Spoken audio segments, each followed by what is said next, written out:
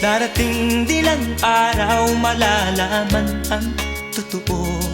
Pag ika'y isang magulang na, ay dadanasin mo ang mga paghihirap, ang mga dinalas ng magulang mo.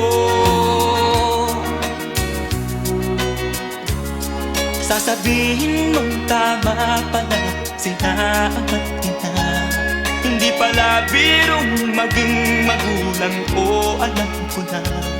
Kaya ikaw kasama ko, pakinggan ang pangaral ng magulang mo.